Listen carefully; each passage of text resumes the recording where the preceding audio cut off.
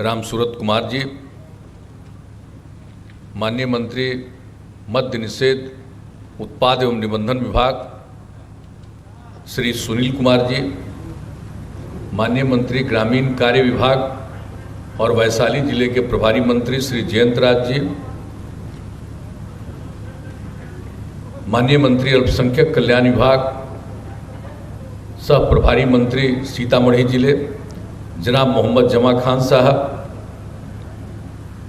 यहाँ उपस्थित सीतामढ़ी के माननीय सांसद श्री सुनील कुमार पिंटू जी,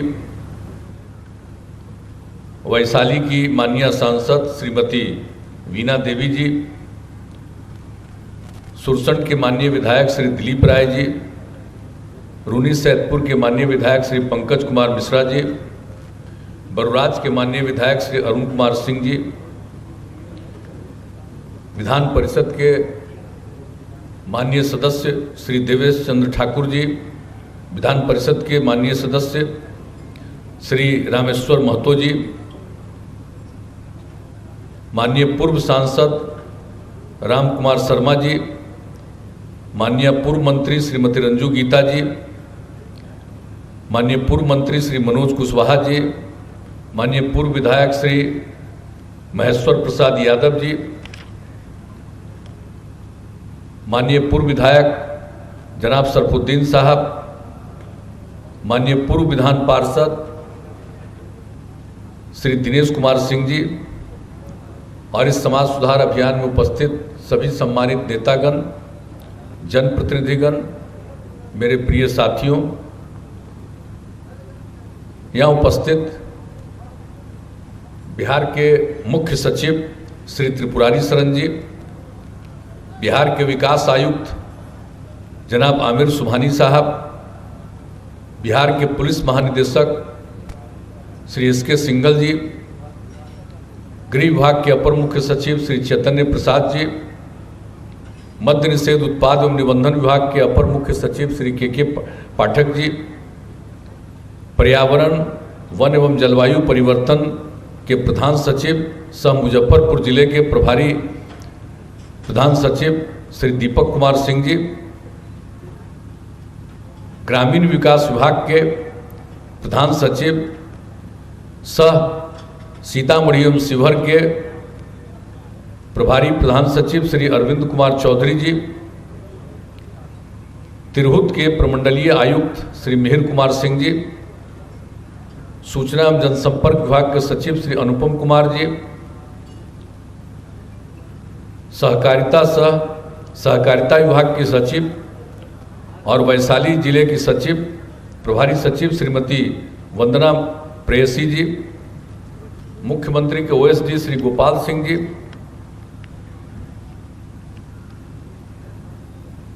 मुख्य कार्यपालक पदाधिकारी जीविका श्री बाला मुरुगन जी,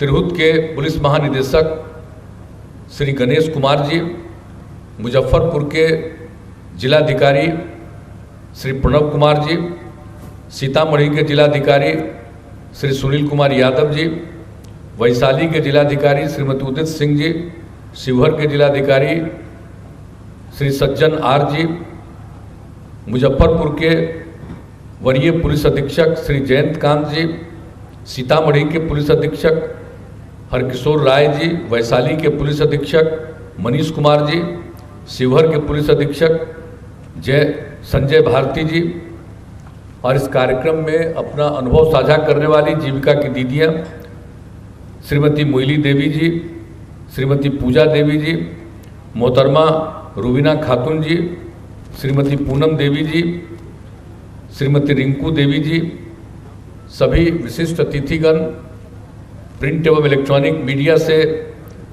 जुड़े पत्रकार मित्रों, छायाकार बंधुओं, इस कार्यक्रम में उपस्थित सभी जीविका दीदियाँ, बहनों एवं भाइयों, सबसे पहले आज के इस कार्यक्रम में समाज सुधार अभियान के इस कार्यक्रम में उपस्थित होने के लिए मैं आप सबको धन्यवाद देता हूं और आपका अभिनंदन करता हूं। और यहाँ पर कई साथियों ने अपनी बात कही और सबसे पहले 5 बहनों ने जो अपना अनुभव साझा किया और एक एक बात बताई, कितना बढ़िया ढंग से अपनी बात को रखा, इसके लिए हम विशेष तौर पर उनको हम बधाई देते हैं कि सब कुछ अपने अनुभव को आपने साझा किया। और हमारे अधिकारियों ने बात की, हमारे माननीय मंत्रीगण ने अपनी बात कही है, और जो मकसद है आप सबको पता है। और जो हम लोगों ने समाज सुधार अभियान चलाया है, तो आप सबको मालूम है कि आखिरकार हम अगर सिर्फ विकास का काम करेंगे तो उससे समाज आगे नहीं बढ़ेगा। जब से आप लोगों ने काम करने का मौका दिया हम लोगों को, 24 नवंबर 2005 को हमने शपथ ग्रहण किया था, और उस समय तो बीच में हमने 9 महीना छोड़ दिया था, लेकिन फिर हमको वापस आके काम करना ही पड़ा। तो आप लोगों ने जब से मौका दिया तब से हमने आपकी सेवा की, और शुरू से ही जो भी विकास के लिए काम हुआ है, और उसके साथ साथ जो हम लोगों का ये उद्देश्य रहा है कि हम आगे विकास करेंगे, तो अगर समाज के सुधार के लिए काम नहीं होगा तो विकास का कोई मतलब नहीं रह जाएगा। इसलिए शुरुआती दौर से ही हम लोगों ने इस चीज़ पर काम शुरू किया, और समाज में जो सबसे पीछे पड़े हुए थे, समाज के उन तबकों के उत्थान के लिए हम लोगों ने विशेष ध्यान दिया। चाहे वो महिलाएं हों, चाहे वो अनुसूचित जाति जनजाति के लोग हों, अल्पसंख्यक समुदाय के हों, अति पिछड़े वर्ग के हों, यानी इस प्रकार से जो किनारे पर रहने वाले लोगों को समाज के मुख्य धारा में जोड़ने के लिए उनके लिए विशेष पहल की गई। हर चीज़ को आप जानते हैं। और आपके मुजफ्फरपुर से तो मेरा तो विशेष लगाव है, आज से नहीं, कितनी बार हम आए। अब 2005 में जो हम लोगों ने अभियान चलाया सरकार बनने के पहले, और उसके बाद सरकार बना, तो हम कभी भूलेंगे मुजफ्फरपुर में किस तरह से एक एक रास्ते पर सारे मुजफ्फरपुर के लोग खड़े रहे, और किस तरह से लोगों का सहयोग और समर्थन मिला। कि उसके बाद 2005 में ही काम करने का तब से मौका मिला, तो हम तब से तो काम कर रहे हैं, आपकी सेवा कर रहे हैं। लेकिन मुजफ्फरपुर में तो काफ़ी काम, बहुत चीज़ों का, मुजफ्फरपुर तो एक खास जगह है, और इससे जुड़ा हुआ समूचा का समूचा ये चारों जिले हों, चाहे सीतामढ़ी, शिवहर हो, वैशाली हो, सबका महत्व है। तो आज एक साथ जो बैठ रहे हैं यहाँ, और हम नहीं कभी भूल सकते। आखिरकार जब हमने शुरू किया महिलाओं के उत्थान के लिए, तो आपको तो पता है ना, सबसे पहले महिलाओं के लिए हमने जो पंचायत का चुनाव होना था, हमने कानून बनाया, और उसमें हम लोगों ने तय किया, बिहार में पहली बार, पहला राज्य था जिसमें हमने कहा उसमें 50% का आरक्षण महिलाओं के लिए। तो जो पहला बार शुरू कर दिया हम लोगों ने, 2006 में चुनाव हुआ, और उसके साथ साथ महिलाओं के उत्थान के लिए जितना काम हम लोगों ने प्रारंभ कर दिया, पढ़ाई के लिए और सब चीज़ के लिए, तो उसी समय मुझको लगा कि भाई जो इस स्वयं सहायता समूह पहले दुनिया के कई मुल्कों में, हमको तो केंद्र में भी काम करने का मौका मिला, अनेक जो राज्य थे उन सब जगहों पर हमने देखा था, लेकिन बिहार में स्वयं सहायता समूह उस ढंग से, बेहतर ढंग से गठित नहीं था, लेकिन फिर भी कुछ जगहों पर था। तो मुजफ्फरपुर हम आए 2006 में, और 2 जगह मुजफ्फरपुर में हम गए, और उस समय के स्वयं सहायता समूह की जितनी महिलाएं थी, बहनें थी, उनके साथ हमने बातचीत की और सबकी बात सुने। जब लोगों की बात हमने ध्यान से सुना तो मुझे इतनी प्रसन्नता हुई कि देखिए, उतना ज़्यादा काम बिहार में नहीं हो रहा है, और हम तो उसके लिए सोच रहे थे कि हम इसका विस्तार करेंगे और पूरे बिहार में करेंगे, और इसके लिए हमने वर्ल्ड बैंक से कर्ज लेने का भी निर्णय ले लिया। और उसी सिलसिले में हम आकर के यहाँ देखे, हमने कहा कि भाई उतना बेहतर काम नहीं हो रहा, तब भी महिलाओं में कितनी जागृति आती है अगर ये स्वयं सहायता समूह बन रहा था। और जिस तरह से जो कुछ भी शुरू हुआ, और बाद में ही जब इसको बड़े पैमाने पर इसकी शुरुआत की तो आपके यहाँ का जो अनुभव हुआ, यहाँ हमारी दीदियाँ बैठी हुई हैं, इनमें से बहुत लोगों को ध्यान में भी होगा। और उसके बाद से जो हमने पूरे बिहार के लिए काम करवाना शुरू किया और आज पूरे बिहार में, और उसका नामकरण किया हमने जीविका समूह। अब वो जीविका, और उसके बाद उसमें कितनी जागृति आई है। और हमारा जो लक्ष्य था कि 10 लाख जीविका समूह का गठन करेंगे, अब तो उससे भी ज्यादा बढ़ गया। अब 1,27,00,000 अब महिलाएं जुड़ गई उससे। और किस तरह से जागृति आई है, सबका सुन रहे थे, हम हर जगह जाते हैं। और पिछली बार भी जब शराबबंदी लागू होने के बाद ही हम जब सब जगह दौरे पर जा रहे थे तो हम जीविका समूह की बहनों की बात सुनते थे और उनका अनुभव सुनते थे। तो कितना लोगों में जागृति उसके चलते आई, इसलिए हम लोगों ने इसकी शुरुआत कराई। और उसके अलावे जो कुछ भी लड़कियों के लिए किया जा सकता था, पढ़ाई में दिक्कत, परिवारों की हालत इतनी खराब, कोई अपनी बेटियों को आगे पढ़ा नहीं सकते थे। 5वें क्लास के बाद उसके लिए जो चाहिए था कपड़ा, वो देने की स्थिति में नहीं थे। तो 5वां क्लास तक तो पढ़ लेता था लोग, लड़का लड़की, उसके बाद बहुत कम जा पाते। और तब से हम लोगों ने जो शुरू करा दिया 7 से ही, और उसके बाद फिर आगे हम लोगों ने बढ़ करके जो काम शुरू किया, साइकिल की भी योजना हम लोगों ने करा दी। पोशाक की योजना तो शुरू किया और साइकिल की योजना, कितनी बड़ी संख्या में लड़कियां आगे आने लगी और पढ़ने लगी। और आपको मालूम है, अब लड़की कम पढ़ती थी, लेकिन पिछले साल मैट्रिक की परीक्षा में लड़का से 200-300 ज्यादा लड़की परीक्षा देने में थी पूरे बिहार में। अब सोच लीजिए कितना ज्यादा अब महिलाएं आगे बढ़ रही। तो इसका काम जो शुरू किया और जीविका समूह के माध्यम से लोगों में जागृति लाना ताकि वो काम करें। अब महिलाएं घर की सेवा करती थी, कहीं कहीं जा करके लोग खेत में भी काम कर देती थी, लेकिन न उनके बारे में कोई खास ध्यान था। और जब हम लोगों ने इस काम को करवाना शुरू किया कि अगर ये पूरा का पूरा महिलाएं अगर काम करेंगी तो परिवार की आमदनी बढ़ेगी और जागृति लोगों में कितना आएगी। अब उसके बाद आज आप देख रहे हैं ना, अब महिलाओं की क्या स्थिति हुई। जब साइकिल योजना की शुरुआत की तो मेरा मजाक उड़ाते हुए कुछ लोगों ने कहा कि क्या शुरू कर दिए हैं, लड़की साइकिल चलाएगी तो रास्ता में लोग तंग करेगा। हमने हंसते हुए जवाब दिया कि एक आदमी को हिम्मत नहीं है कि लड़की साइकिल चलाएगी तो उसको तंग करेगा, और कहीं कोई घटना नहीं। और उसके बाद लड़कों ने भी 2-3 साल के बाद मांगना हमसे शुरू किया, हमको भी साइकिल दीजिए। हमने लड़कों के लिए भी साइकिल देना शुरू कर दिया। और आज आप समझ लीजिए, तो हर क्षेत्र में काम, ये सब काम तो कर रहे थे। सरकारी सेवाओं में भी हम लोगों ने आरक्षण दिया। पुलिस में सबसे पहले तो हम लोगों ने पुलिस वाला शुरू किया।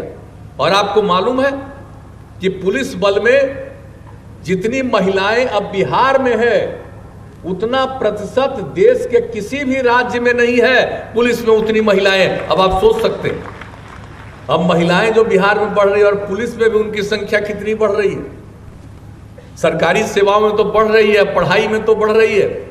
और जो जीविका समूह बनाया तो लोग किस तरह से अपने घर की आमदनी को बढ़ा रहे हैं और कितनी जागृति आ रही। तो ये सब काम चलाया गया। और बाद में 15 में, और पहले तो हम शराब के खिलाफ आदमी थे, लेकिन कर्पूरी ठाकुर जी लागू किए 77 में जब मुख्यमंत्री थे। 2-2.5 साल तक वो रहे, उसके बाद उनको हटना पड़ा। अब बाद में लोग शराबबंदियों बंद कर दिया।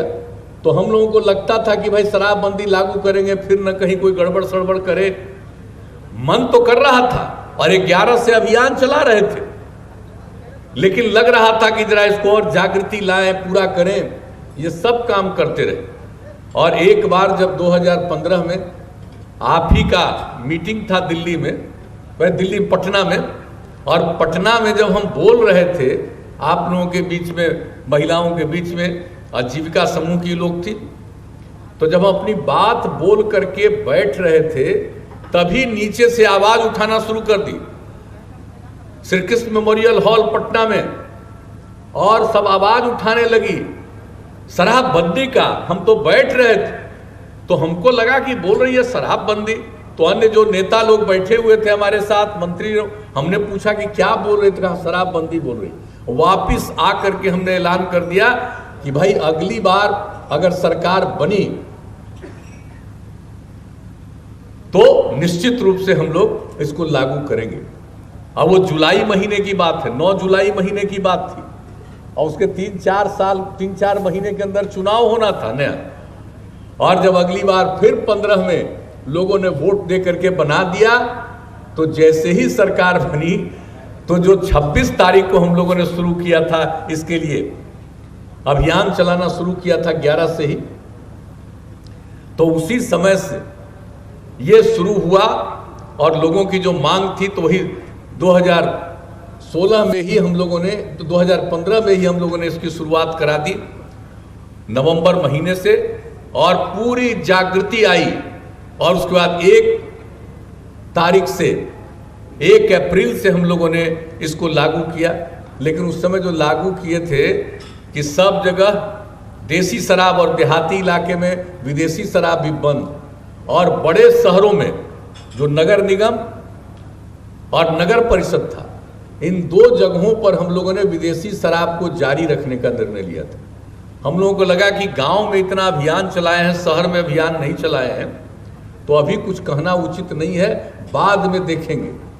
लेकिन जब 1 तारीख से जब लागू हुआ, जब शहरी इलाके में जब इजाज़त दे दी गई थी, लोग अपना दुकान खोलने के लिए निकले, तो सब जगह महिलाओं ने, युवक और युवतियों ने, और कई जगहों पर पुरुषों ने इतना विरोध करना शुरू किया शहरों में 1 तारीख से ही कि कोई दुकान नहीं खोल पा रहा था। मुझको ये जान करके तो बड़ा भीतर से खुशी हो रही थी। 1 तारीख को, 2 तारीख को, 3 तारीख को, 4 तारीख को, 4 दिन कोई कहीं खोल नहीं पाया पूरे बिहार में। और 4 तारीख के शाम में ही हम लोगों ने तय कर दिया कि साहब शहरी इलाके में भी जहां पर हम लोगों ने इजाजत दिया था विदेशी शराब का, वहां भी बंद करेंगे। और 5 तारीख को ही, यानी 1 से लागू किया, और उसके 4 दिन के बाद 5 तारीख को फिर हम लोगों ने यही कैबिनेट से निर्णय लेकर के ऐलान कर दिया, और शहरी इलाके में भी शराबबंदी। तो ये तो आपकी जागृति का परिणाम। और उसके बाद पूरा का पूरा अभियान चलाए। और जब अप्रैल और मई में जो हम लोग घूमे, और उस सिलसिले में भी जितने 9 जगहों पर हम लोगों ने किया इसका, और कितना बढ़िया से उस समय भी लोगों ने बात किया। और जो हमको याद है मुजफ्फरपुर में भी कितना बढ़िया सब लोगों ने अपनी बात कही थी। और उसी में एक जगह जब हम घूम रहे थे तो वहां पर एक महिला ने अपनी कहानी बताई कि साहब मेरे पति शराब पीते थे, शाम में घर लौट करके आते थे, हंगामा करते थे, मारते पीटते थे, देखने में बुरे लगते थे। और जब शराबबंदी लागू हुआ तब वो शाम में घर लौट करके आते हैं, अब बाजार से सब्जी खरीद करके घर के लिए लाते हैं, अब देखते हैं, मुस्कुराते हैं, और अब देखने में अच्छे लगते हैं। ये कितनी बड़ी बात थी। जो घर में हंगामा करता था, दारू पी करके आता था, और जब शराबबंदी लागू हुई तो कितना बड़ा परिवर्तन हुआ। तो आप समझ सकते हैं। तो हम लोग तो पूरे बिहार में ये काम कर ही रहे हैं, लेकिन बीच बीच में तो गड़बड़ करने वाला आदमी होता ही न है। आप चाहे जितना भी काम करिए, तो ये जो आदमी जन्म लेता है धरती पर, ये सब का सब सही रास्ते पर चल ही नहीं सकता है, कुछ न कुछ गड़बड़ करने वाला होता ही है। इसलिए निरंतर अभियान चलाने की जरूरत है कि कोई गड़बड़ करने वाले को मौका नहीं मिले, और लोगों में कोई इधर उधर करना चाहे तो कुछ नहीं कर सके। तो इसके लिए फिर जो बीच बीच में कहीं कहीं कोई घटनाएं घटती रही, तो उसको देख करके भी जो हम लोगों ने किया, अनेक जगहों पर जितना भी काम किया गया, ये सब कुछ किया गया। तो सभी जगह पर पूरी के पूरे तौर पर कड़ी नजर रखी जा रही थी। लेकिन फिर भी जहां कहीं भी इतना किया, 9 बार इस बीच में हमने अधिकारियों के साथ मीटिंग भी की, सब लोग लगे हुए रहे, लेकिन फिर भी कुछ न कुछ जगह पर गड़बड़ी तो होती थी। तो हमने कहा कि भाई ये समाज सुधार अभियान हम लोगों को जारी रखना है। और जैसे हम लोगों ने शराबबंदी लागू करके अभियान चलाया, और उसके बाद हम लोगों ने क्या शुरू किया था, बाल विवाह और दहेज प्रथा के खिलाफ भी अभियान चलाया, और कितने बड़े पैमाने पर 17 में काम किया। आपको मालूम है कि हम लोगों ने 17 में जिस तरह से अभियान चलाया, और जैसे 17 में हुआ था जब शराबबंदी लागू किया गया, तो शराबबंदी को लेकर के जो कितना बड़ा अभियान चला था, और उसी तरह से उसके लिए भी अभियान चलाया हम लोगों ने। तो ये सब चीज चलाया गया और उसके लिए प्रयास किया गया। तो आज भी जब महिलाएं बोल रही थी तो शराबबंदी के बारे में भी बोली, और उसके अलावे दहेज प्रथा और बाल विवाह के खिलाफ भी कितना अच्छी अच्छी बातें कही। तो जरूरत इस बात का हम लोगों ने महसूस किया कि भाई कुछ ना कुछ तो गड़बड़ करने वाला रहेगा, हमेशा इधर से उधर माया कुछ करने की कोशिश करेगा। इसके लिए हम लोगों को निरंतर अभियान चलाना है ताकि लोगों के बीच में, इसलिए आज आप शामिल हुए हैं। हम आप सब लोगों से यही कहेंगे कि हर प्रकार से प्रचार प्रसार और लोगों के बीच में अभियान करने का काम, हमने मुजफ्फरपुर के बारे में खबर मांगी, मुजफ्फरपुर के बारे में सूचनाएं मिली, तो हर जगह कई तरह की बात। और आप जानते हैं इस बार जो अभियान शुरू कराया हम लोगों ने, उसके पहले 16 नवंबर को सरकार के सारे अधिकारियों के साथ हम लोगों ने जो मीटिंग की थी, समीक्षा की थी, और उसके बाद जो हम लोगों ने काम करना शुरू कराया। तो आप सबको मालूम है कितना ज्यादा अभियान चला है कि आप सोच लीजिए कि अभी 75,300 छापेमारी की गई, शराबबंदी से संबंधित 11,370 मामले दर्ज किए गए, 13,000 अभियुक्तों की गिरफ्तारी हुई, 1,89,000 लीटर देसी शराब, 3,24,000 लीटर विदेशी शराब जब्त की गई। शराब से जुड़े मामलों में 1,788 गाड़ियां जब्त की गई। कॉल सेंटर में जहां औसतन 70-80 कॉल प्रतिदिन आते थे, जो हम लोगों ने कॉल सेंटर में बनाया था कि अगर कहीं कोई गड़बड़ी मिले तो तत्काल आप सूचना करिए, आपका नाम नहीं हम लोग कोई उजागर करेगा, लेकिन उसके आधार पर जो भी जरूरी कार्रवाई है वो जरूरी कार्रवाई की जाएगी। तो ये काम जो किया गया, तो जहां पहले ये जो हम लोगों ने अभियान शुरू कराया, उसके पहले जो 70-80 कॉल प्रतिदिन आते थे, अब 190 से लेकर के 200 कॉल प्रतिदिन आ रहे हैं।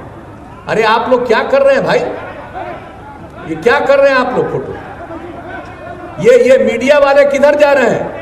आप लोगों को समाज सुधार अभियान से नफरत है? अगर नफरत है तो यहां से चले जाइए बाहर। आप ये कौन सा काम कर रहे हैं? कौन क्या बोलता है बोलने दीजिए। हम तो आपको बता दिए कि समाज को नहीं जानते हैं। यह आदमी का जो स्वभाव है 100% ठीक हो सकता है, कभी 100% ठीक नहीं हो सकता। तो इसके लिए अभियान चलाना है, तो हम लोग तो इसी के लिए अभियान चला रहे हैं। तो कहां बीच में और लोग बात सुन रहे हैं और मेरे बीचे में जाकर के हो कर रहे हैं। तो आखिरकार ये पूरी की पूरी बात इन लोगों से करने आए हैं कम्युनिकेट। अगर किसी को समाज सुधार से मतलब नहीं है तो यहां पर आने की क्या जरूरत है? इसलिए जरा कृपा करके जो चीज चल रहा है, और आज आपने महिलाओं की बात नहीं सुनी, किस किस ढंग से महिलाओं में जागृति आ रही है। महिलाओं में जागृति आ रही है, और आप पुरुष हैं, आप में जागृति नहीं आएगी। खाली महिलाओं की जागृति के लिए हम अभियान चला रहे हैं कि पुरुषों में भी जागृति आनी चाहिए। इसलिए जरा इन सब बातों पर ध्यान रखिए। यह अलाउड है आप लोगों को देखने का, तो जरा गौर से देखिए, समझिए और सीखिए। अपनी बात कुछ कहनी हो मुझसे, हम निकलेंगे बाहर, निकल करके अपनी बात कह दीजिएगा। लेकिन अभी ध्यान दीजिए, और अगर कोई अपनी बात कहना भी चाहते हैं मैं उनका स्वागत करूंगा, लेकिन जरा जो काम चल रहा है इस काम पर ध्यान दीजिए। अगर ध्यान दीजिएगा तभी आगे बढ़िएगा, अगर इन बातों पर ध्यान नहीं दीजिएगा तो आप भी अपने आप को बिल्कुल नष्ट करिएगा, ये हम आपको कह देना चाहते हैं। इसलिए इन सब बातों पर जरा गौर करिए। तो जो बातें हम कह रहे हैं और जो हमने अभी आपको बताया कि एक एक चीज को लेकर के जो अभियान चलाया जा रहा है, तो हर प्रकार से हमने तो आज बता दिया कि जब अभियान की शुरुआत हुई और उसके बाद और जागृति बढ़ रही है। इसलिए हमने अपने साथियों से भी कहा है कि भाई हम तो अभियान की शुरुआत किए हैं, इसका मतलब ये नहीं है कि हम अगर 12 जगह पर जाएंगे तो बस वही अभियान है, बल्कि ये निरंतर इस अभियान को आगे जारी रखना है। और आप सब लोगों से ये हम आग्रह करने आए हैं कि भूलिएगा मत, जो आपका काम है, दायित्व है, वह तो करिएगा ही, लेकिन समाज सुधार के लिए ये जरूरी है कि लोगों में जागृति लाने के लिए निरंतर लगे रहिएगा। और आज तो मुझे खुशी हुई कि आपने इस बात को कहा कि भाई कहीं से भी खबर मिली कि कम उम्र में शादी कर रहा है, या कहीं के बारे में खबर मिली कि तिलक उसके लिए दहेज मांग रहा, तो आप लोगों ने कितना बढ़िया ढंग से उसका विरोध किया। इसी तरह से करते रहिए। और हम तो इस मामले में कहेंगे कि अगर कोई शादी ब्याह में अगर लेता है दहेज, तो जो दहेज ले उसका तो विरोध करिए ही, और कम से कम चाहे वो अपना रिश्तेदार भी क्यों न हो, उसके कार्यक्रम में नहीं शामिल होइएगा। और जब नहीं शामिल होंगे तो निश्चित रूप से लोगों को लगेगा कि अगर लेंगे हम तो निश्चित रूप से लोगों का विरोध होगा। तो इसलिए इस काम को भी साथ साथ जारी रखना। और बाल विवाह तो नहीं होना चाहिए। आज भी बाल विवाह होता है और बाल विवाह के शिकार कितने लोग होते हैं। तो इसलिए इन सब बातों पर ध्यान देना कि बच्चों का कोई शादी इस तरह से नहीं करे, उसके चलते कितने तरह की परेशानी बढ़ती है, इस सब को मालूम है। इसलिए इस अभियान का अंग है और एक एक बात लिखा जा रहा, और हर चीज को किस तरह से बाल विवाह से कितना नुकसान होने वाला है, और दहेज प्रथा कितनी बुरी चीज है, और दहेज के चक्कर में कितने लड़कियों को आत्महत्या करनी पड़ती है, कितने लोगों की हत्या की गई है, कितना ज्यादा परेशानी हुई है। तो सब लोगों को तो इज्जत करनी ना चाहिए।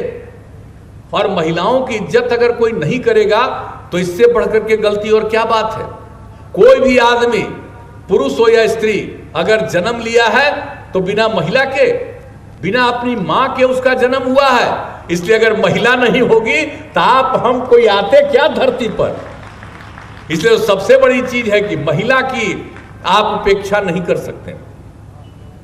इसलिए महिला और पुरुष दोनों एक हैं, मिलकर के चलना है। इसलिए सम्मान करिए, इज्जत करिए। कहीं पुरुषों के मन में यह भाव नहीं आना चाहिए कि वही सब कुछ है और महिलाएं उनकी फॉलोअर हैं, ये नहीं होना चाहिए।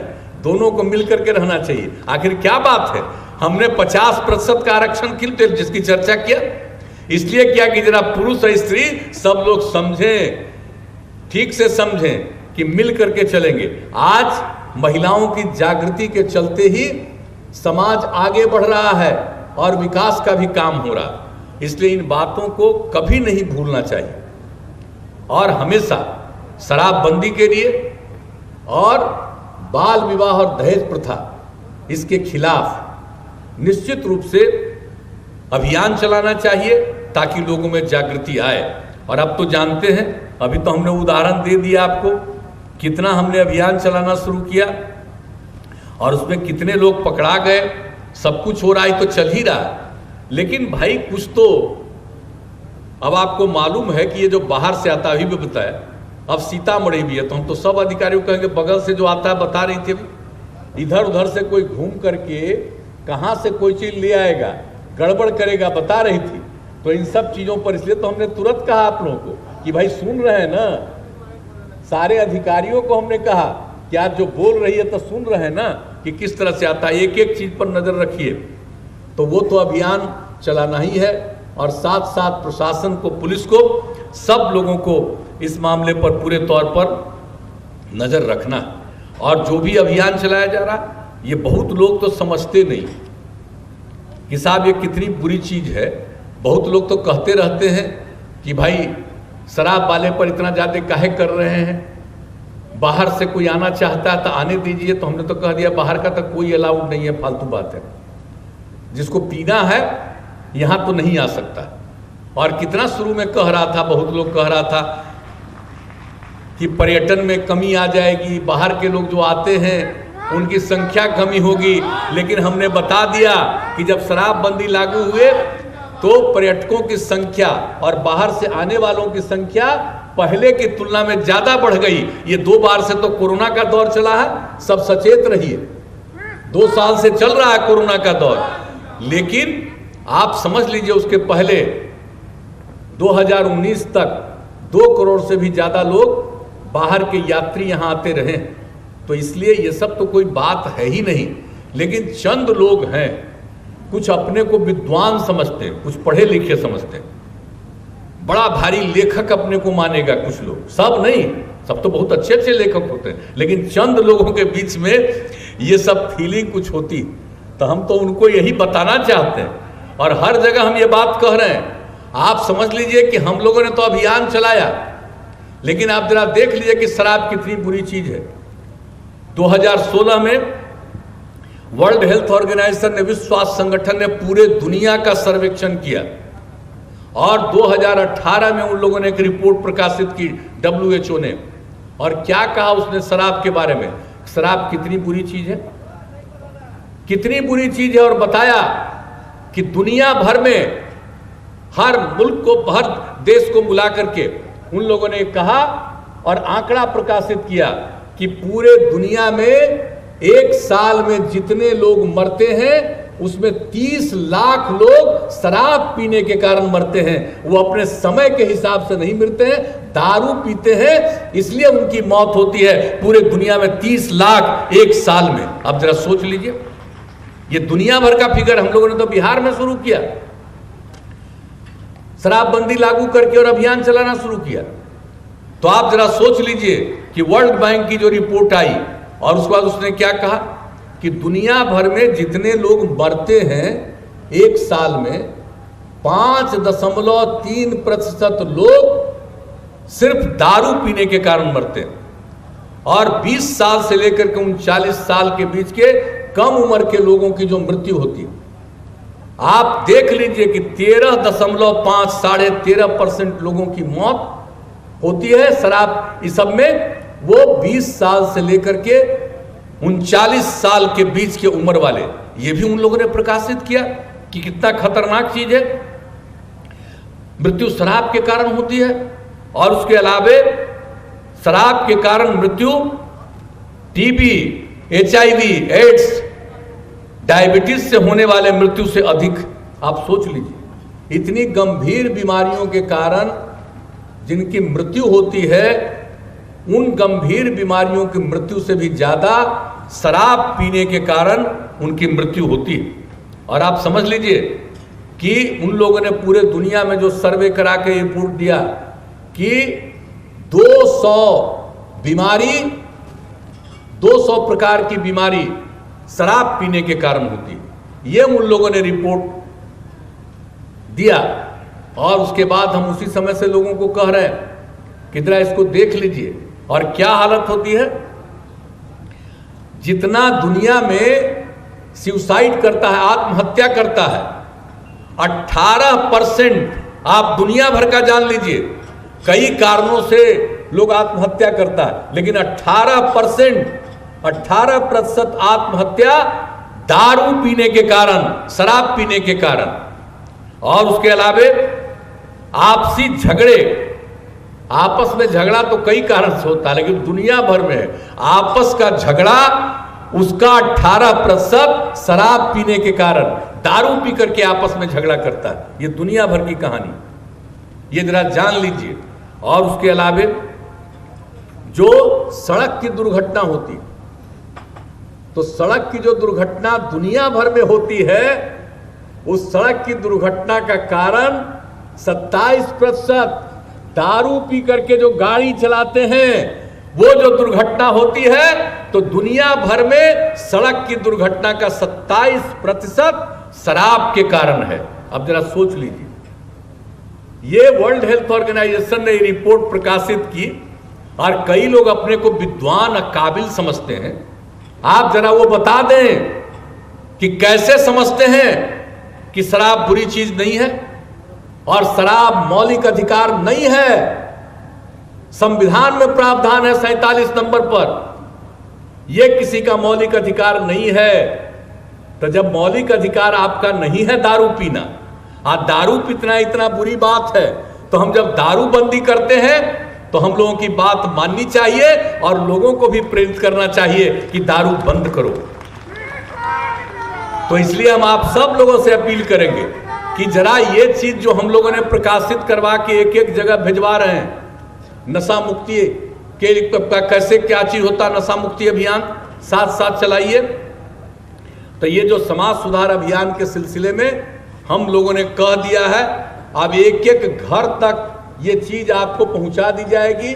हर किसी को बताइए और दिखवाइए कि शराब के दुष्प्रभाव कितने हैं दुनिया भर में। इसलिए लोगों को हमेशा सचेत रखना, ये बात आपको हम बताना चाहते हैं। और दूसरी बात, जो बापू का, राष्ट्रपिता महात्मा गांधी का जो विचार है, अरे भाई आजादी देश को किसने दिलवाई? बापू ने देश को आजाद करवाया। और वो बापू कहते रहे शराब के कितना खिलाफ थे, और वो जब आजादी की लड़ाई लड़ रहे थे और उस समय भी वो लोगों को कहते थे और लोगों के बीच में कहते थे, बापू क्या कहते थे? शराब आदमियों से न सिर्फ उसका पैसा छीन लेता है बल्कि उसकी बुद्धि भी हर लेती है। आप जरा सोचिए कितनी बड़ी बात है। आप जो दारू पीते हैं, आपका पैसा खाली बर्बाद नहीं होता है, आपका जो दिमाग, आपका जो बुद्धि है, उसको भी वो हर लेता है। शराब इतना बुरा चीज है, ये बापू ने कहा। और उन्होंने क्या कहा? शराब पीने वाला इंसान, अगर कोई इंसान भला आदमी और दारू पिएगा तो हैवान हो जाएगा। शराब पीने वाला इंसान हैवान हो जाता है, ये बापू ने कहा। और बापू ने तो कहा कि हमको 1 घंटा के लिए भी हम अगर बन गए तानाशाह तो हम निश्चित रूप से सब दुकान को बंद कर देंगे। ये तो कहा करते थे, वो एक अलग बात है। लेकिन जो सबसे बड़ी चीज है कि शराब कितनी बुरी चीज है, न सिर्फ उसका पैसा छीनता है बल्कि उसकी बुद्धि हर लेता है, और शराब पीने वाला इंसान हैवान हो जाता है। तो ये बात भी इसके साथ साथ समझ लीजिए, गांधी जी ने हमेशा शराब का विरोध किया। ये साथ साथ मिला करके हर घर तक पहुंचाना है। लेकिन लोग जान लीजिए कि बापू का क्या विचार, जो हमारे राष्ट्रपिता हैं, जो हम सब लोगों के पिता हैं, पूरे देश के पिता हैं, उनकी भावना ये है। और देश के बाहर दुनिया भर का रिपोर्ट है वर्ल्ड हेल्थ ऑर्गेनाइजेशन का, वो कहता है दारू कितनी बुरी चीज है। तो ये लोगों के बीच में अभियान चलाते हुए लोग बायां दायां करने वाला है, उसको समझाइए। और दूसरी बात, तो जो गड़बड़ करता है, हम एक बात तो कहेंगे, कोई नहीं सुन रहा है तो भाई बहने, सभी दीदियों को हम कहेंगे कि पूरा सजग रहिएगा, खबर तो दीजिएगा, कार्रवाई तो होगी, लेकिन उसके साथ साथ कोई गड़बड़ करता है तब पूरा जुलूस निकाल करके नारा लगाइएगा और लोगों को कहिएगा। इसको लेकर के ये जो अभियान का सिलसिला, ये जागृति इतनी आएगी कि कोई भी बाएं दाएं नहीं कर सकता। इसलिए हम आप सब लोगों से यही अपील करेंगे। और साथ साथ जो हम लोगों का अभियान है नशा मुक्ति के साथ साथ जो बाल विवाह और दहेज प्रथा के खिलाफ, तो इसके लिए इसी प्रकार से निरंतर अभियान चलाते रहना है, लोगों को प्रेरित करना है, जागरूक करना है। और ये सब काम होगा तो निश्चित रूप से समाज आगे बढ़ेगा और जो विकास का काम होता है सही मायने में वो सही तरह से लोगों को लाभ पहुंचाएगा और लोग एकजुट को होकर के रहेंगे। तो हम आप सब लोगों से ही आग्रह करेंगे, देखिए इस काम के लिए निरंतर चलते रहिए, लेकिन साथ साथ हम एक बात और कहेंगे कि भाई आपस में सब लोगों के बीच में प्रेम का और भाईचारे का भाव रहना चाहिए। आपस में मिल करके हम लोगों को चलना है। एक दूसरे के खिलाफ हम लोगों को कुछ नहीं करना है। हम तो अभियान चलाएंगे और प्रेम और भाईचारे के साथ हम सब एक दूसरे का साथ लें, और गड़बड़ करने वाला है उसको तो पकड़वा भी दीजिए, प्रेरित भी करिए कि सही रास्ते में जाए। अगर गड़बड़ करता है तो उसको तो अंदर जाना चाहिए। तो ये सब चीज सब लोग मिल करके कहिएगा तो निश्चित रूप से समाज आगे बढ़ेगा, और समाज आगे बढ़ेगा। और जितना काम किया जा रहा, आज तो हम कितनी बात आपको हम इन सब चीज़ों के बारे में कहे, आप सब लोगों को तो पता ही है, सबके लिए काम करते हैं। आप लोगों ने हम लोगों को काम करने का मौका दिया, तो इतने दिनों से हम आपकी सेवा कर रहे हैं। और आप जान लीजिए, आपकी सेवा करना ही हमारा धर्म है। हम तो आपकी सेवा करते हैं। तो मिलजुल करके आपस में एक दूसरे के साथ प्रेम और भाईचारे के साथ माहौल बना करके रखिए और आगे बढ़िए। तो हमारी जो बहनें बैठी हैं, सब लोगों से हम उम्मीद करें ना कि अब जो कोई भी गड़बड़ करेगा, इधर उधर कोई करेगा, एकदम निश्चित रूप से उसके खिलाफ पूरा तेजी से अभियान चलाइएगा, और तब जाकर के लोग समझेगा। और एक बात तो हम और कह देते हैं, जो हमने कहा कि कोई लेता है, अगर आपको तो शराब, जो हम लोगों ने कहा बाल विवाह और दहेज प्रथा के खिलाफ भी, तो इस बात को याद रखिएगा। हमने तो पहले कहा था, इस बार तो कोरोना वाला दौर में फिर कुछ कुछ शुरू हुआ था, तो हम तो जो बुला रहा था चले जा रहे थे। लेकिन अगला बार से भी हमने तय कर दिया कि अगर लिख करके नहीं देगा कि हम दहेज नहीं लिए हैं इस शादी में, तभी हम उसके यहाँ जाएंगे, नहीं तो हम नहीं जाएंगे। और आप लोगों से भी हम ये कहेंगे कि ये अगर आप करना शुरू करिएगा तो निश्चित रूप से दहेज प्रथा से मुक्ति मिलेगी। कानून तो बना हुआ है, दहेज तो बुरी चीज है, गैर कानूनी है, अपराध है, बाल विवाह करना भी अपराध है, इस सब के लिए कानून बना है। लेकिन इसके बाद भी लोग इधर उधर करते हैं, तो उसमें पूरे तौर पर मन को बुलंद करिए, और मन को बुलंद करिएगा तो निश्चित रूप से सब कुछ ठीक होगा और समाज आगे बढ़ेगा। और इस अभियान को निरंतर चलाते रहिएगा। तो हम उम्मीद लेके जाएं ना, बोलिए, जो बहने हैं हाथ उठा के बताइए कि इसको निरंतर अभियान चलाइएगा ना, हाथ उठा के बताइए, दोनों हाथ एक साथ। चलिए, बहुत बहुत धन्यवाद। आपके अलावे बाकी जो हमारे यहाँ पर और लोग हैं, पुरुष लोग भी हैं, इन लोगों ने भी हाथ उठा करके वचन दे दिया। अब हाथ उठा के वचन दिए हैं, भूलिएगा मत। ऐसा ना हो कि खाली फोटो के लिए किए हैं, हाथ उठाए हैं तो याद रखिएगा, अपने दिल में याद रखिएगा। जितनी बात है, इन सब लोगों के लिए एकजुट होकर के काम कीजिए, आपस में प्रेम और भाईचारे का माहौल रखिए, और मिल करके समाज को बेहतर बनाइए, और तरक्की और विकास के लिए जो काम हो रहा उसमें सहयोग करिए, और मिलजुल करके हम लोग अपने राज्य को आगे बढ़ाएंगे, देश को आगे बढ़ाने में अपनी भूमिका निभाएंगे। तो इन्हीं शब्दों के साथ आप सब लोगों ने ध्यान से बात सुनी, हाथ उठा करके वचन दे दिया। जो हम लोग अभियान चला रहे हैं, इसके लिए, समाज सुधार अभियान के लिए, इसके लिए मैं आप सब लोगों को हृदय से धन्यवाद देता हूं, और अपनी बात को मैं समाप्त करता हूं। और मैं पूरी तौर पर उम्मीद करता हूं, और गारंटी है कि प्रशासनिक स्तर पर भी पूरे तौर पर हर तरह से इनका सहयोग मिलना चाहिए। तो आप लोग सहयोग दीजिएगा ना भाई, आप भी जरा हथवा उठा के बता दीजिए, हैं? हथवा उठाइए।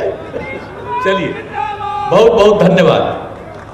यहाँ सर्वधर्म सम्मान है और न्याय के साथ विकास है। बहुत बहुत आभार आपकी कृपा के लिए माननीय। तो देखिए, समाज सुधार अभियान के तहत मुख्यमंत्री नीतीश कुमार को आप सुन रहे थे, और ग्राफिक्स के जरिए हम आपको ये बताने जा रहे कि मुख्यमंत्री नीतीश कुमार की सभा की 10 बड़ी बातें क्या हैं। बेटियों का कोई तंग ना करे, ये हिम्मत नहीं करे, वहीं शराबबंदी लागू करने से पहले डर लगता था, और ये तमाम बड़ी बातें।